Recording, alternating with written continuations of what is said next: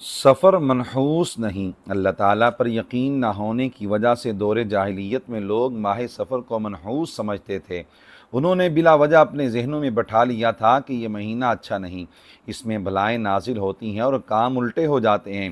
افسوس کہ اب بھی اس جاہلانہ سوچ کا اثر باقی ہے۔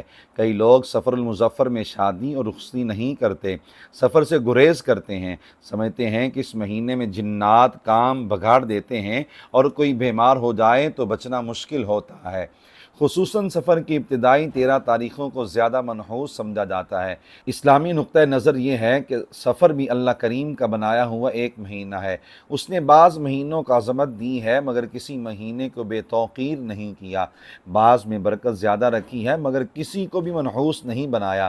صاحب نالین و وسادہ سیدنا عبداللہ بن مسعود رضی اللہ تعالیٰ عنہ کی روایت کردہ حدیث مبارک میں یہ ارشاد نبوی بھی ہے: لا عدوى ولا سفر خلق اللہ کل نفس وکتب حیاتها ورزقها ومصائبها، یعنی بیماری از خود ایک دوسرے کو نہیں لگتی اور سفر منحوس نہیں ہے۔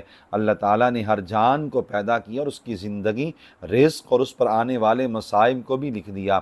ازالہ وہم: ڈاکٹرز کی تحقیق کے مطابق بسا اوقات ایک شخص سے دوسرے کو جراثیم لگ جاتے ہیں۔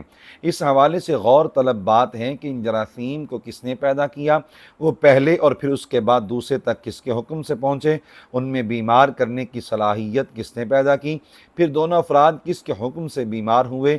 بلا شبہ یہ سب کچھ اللہ کے حکم سے ہی ہوا، تو پھر دوسرے شخص کو بیماری جراثیم سے نہیں لگی بلکہ اسی ذات کے حکم سے لگی جس کے حکم سے پہلے کو لگی تھی، لہٰذا حدیث مبارک پر کوئی اعتراض نہیں ہے۔ خلاصہ: ماہ سفر المظفر کو منحوس یا بلاؤں والا مہینہ سمجھنا جاہلانہ سوچ ہے جس کی نبی کریم صلی اللہ علیہ وسلم نے واضح طور پر نفی فرمائی ہے۔ اس مہینے میں شادی یا کسی کام کے آغاز اور سفر وغیرہ میں کوئی حرج نہیں۔ ایصال ثواب اور صدقہ و خیرات اچھے کام ہیں، تاہم اس مہینے کو منحوس سمجھ کر ایسا نہ کیا جائے۔